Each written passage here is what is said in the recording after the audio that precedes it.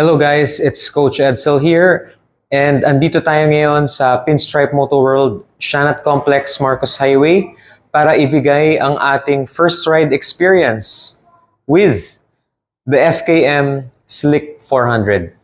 Ayun, so ito nga guys, na-ride natin si Slick 400 papuntang Lingayen, Pangasinan, balikan at walang naging issues. We're very happy with the ride experience.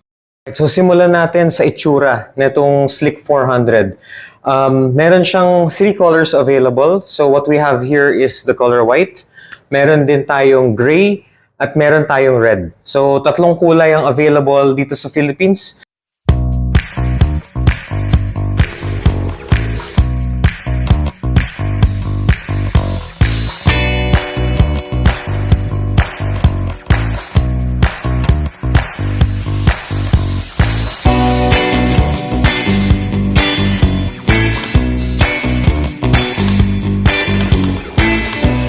Like all maxi scoots, meron siyang wind deflector or wind visor. Okay, so stock na siya, na-adjust siya manually via ng Allen wrench para i-adjust yung height.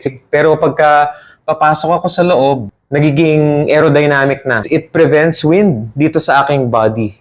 Guys, yung itsura ng kanyang panel. So it's very elegant. Hindi siya fully digital, meron pa ring analog. You can see the RPM dito sa kanan, and then sa kaliwa, you can see the kilometers, and it even has miles. And then at the center, you have the LCD. Dito naman, lalabas din yung speed, current speed, and other information such as TPMS, average fuel consumption, actual fuel consumption, trip 1, trip 2, and of course, yung odometer. Slick 400 ay yung kanyang aggressive na projector headlights. Tingnan nyo lahat yan guys. So, this is a total of 6 projector headlights. And na subukan ko na to sa gabi, it can really light up. Okay, it can really light up a dark street. And medyo wide din yung bato. Angas tingnan guys kung makita nyo. Ang dami niya, no? Parang wow, para lang sa signal lights, di ba? Ganyang karami yung nilagay nila na mga LED na bumbilya. Yan. So, road tires to by CST. Yung ibang mga maxi scoot nila, lagyan nila ng dual sport. Pero hindi pa siya nakaspoke. So, we do have lightweight alloy rims to match the CST road tires. Ayan nga pala guys yung radiator. So, pagka mga maxi scoot, diyan mo may kita na big bike talaga, no? Yung radiator dito nakalagay. So, sa mga nagbabalak bumili ng ganito, kailangan every now and then, lalo na kung tag-ulan, medyo lilinis-linisin din yung radiator. It's a big maxi scoot, okay? It weighs, wet weight niya is at 200 kilos. Okay? Pero that being said, magaan itong handling ni Slick 400 nung na-ride namin siya papuntang Pangasinan. So, to add to that, the fuel capacity of the Slick 400 is only 13.5 liters. So, ibig sabihin, you will make frequent gas stops dahil maliit lang yung gas tank ni Slick 400. Pagka medyo walwal ang pag-ride natin, it can gobble up as much as mga 24 kilometers per liter. At kung medyo matipid naman tayo, pwede siyang umabot up to mga 30 to 33 kilometers per liter. Siyempre, itong Slick 400, this is mated with CVT, automatic continuous variable transmission. Okay? Kaya siya nasa maxi scoot. Wala siyang clutch. It's just the front brake on my right hand. Yung right hand lever niya is front brake and yung left hand lever is the rear brakes. And then tong rear brakes, meron siyang handbrake. Yung engine ni Slick 400 is a true 400cc single cylinder 4 valves liquid cooled engine that produces 21.7 kilowatts at 7,500 RPM and 33.5 Newton meters of torque at 55,000 RPM. EFI automatic CVT belt driven. Pagdating sa spare parts, itong Slick 400 kabisado na natin. Compatible with Japanese. Okay, Japanese particularly isang model ng Yamaha. Ayun. So, hint ko na sa inyo yun. So, the Slick 400 does come with its own top box bracket. So, meron lang itong cover at meron na siyang kasamang base plate sa ilalim. And ito nga pala yung under seat. You have the battery, you have the engine cover. Okay, yung battery nito medyo malaki din. And then ito yung kanyang air intake. So, medyo mataas. Okay, so ito yung base plate niya. Yan. So, pagkatatanggalin mo yung cover, ilalagay yung base plate. Tapos from there, pwede na ilagay yung base plate ng top box. Yan. So, no need to purchase for a top box bracket dahil kasama na siya. Ito nga.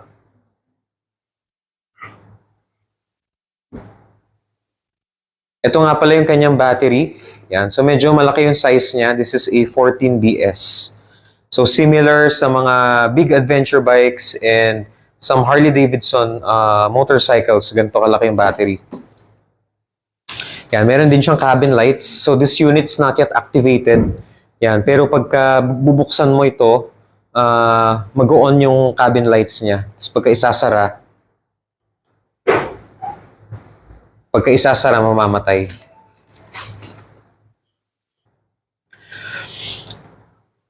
Ang suspension ni Slick 400, yung front forks niya, we have telescopic shocks. And then yung rear naman is a dual shock absorber. Hindi siya gas charge or wala siyang baso. But it provides a softer riding for long rides. At kayang-kaya naman niya yung mga potholes at mga humps. Ang ground clearance niya is 140 centimeters, so hindi siya kataasan. Pero as long as yung mga humps natin sa Philippines, ganun lang ang height, kahit may backride ka, hindi pa rin siya sasayad.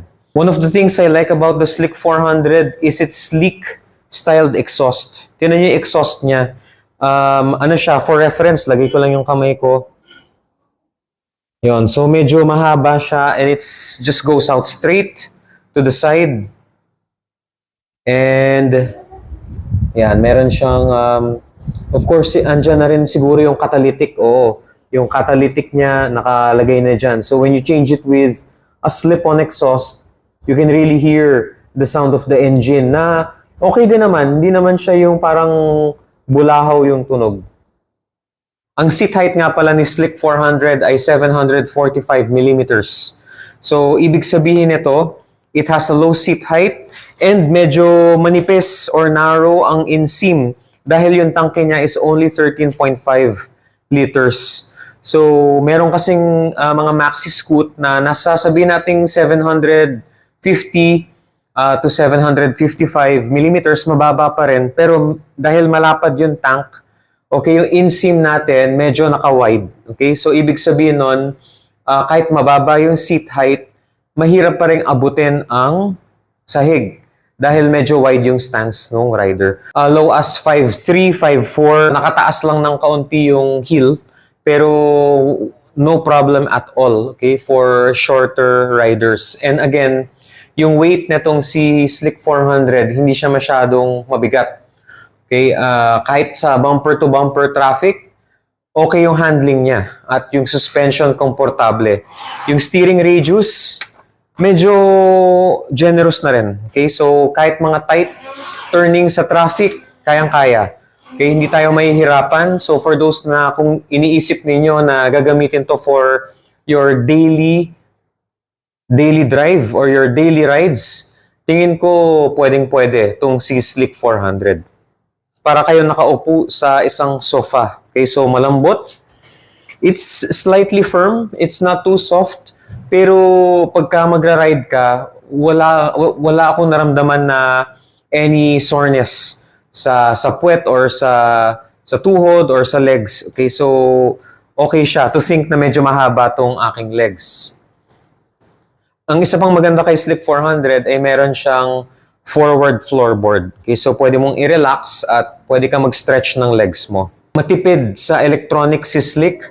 It's one of the things na tingin ko advantageous. Of course, meron siyang side stand kill switch. So, ibig sabihin, mamamatay yung engine. It's like an auto kill switch pagka nakababa ang side stand, which is a great safety feature for any motorcycle. 288,000 pesos. Okay? Again, you heard me right. It's 288,000 pesos. Available siya for cash, credit cards, at installment dito sa Pinstripe Moto World, Shanat Complex, Marcos Highway. At meron din silang branch sa FKM Cainta, which is along Ortigas Extension, just after ng junction, malapit sa Ford Cainta. So you can check out in the flesh the Slick 400. May mga units doon available. They do offer the PMS as well, free labor for 1 whole year. Okay, libre labor mo. You just need to purchase yung langes dito sa dealership ni Pinstripe Moto World. And yes, so this is currently the cheapest maxi scooter in the Philippines, but in no way is this cheap. Okay, so this is a very well-built maxi scoot. Wala siyang issues after ni-launch nung September. Okay, ni-launch natin ito nung September last year sa Martisem, Tanay. Okay, so we invited some media, some vloggers, and marami nang bumili nitong Slick 400. Pero up to now, wala siyang any major issues. Okay, dahil alam natin na well-made, okay, and very reliable si Slick 400. Okay, so I hope na nakatulong tong short video na ito para ma-update kayo after a few months after ni-release tong Slick 400. So this is Coach Edsel, guys. Ako ito muli na nagsasabi na ride safe always. Pag nagmamadali tayo, dahan-dahan pa rin. Dapat tayo mga nagmamotor, tayo yung unang nagbibigay ng daan sa kalsada.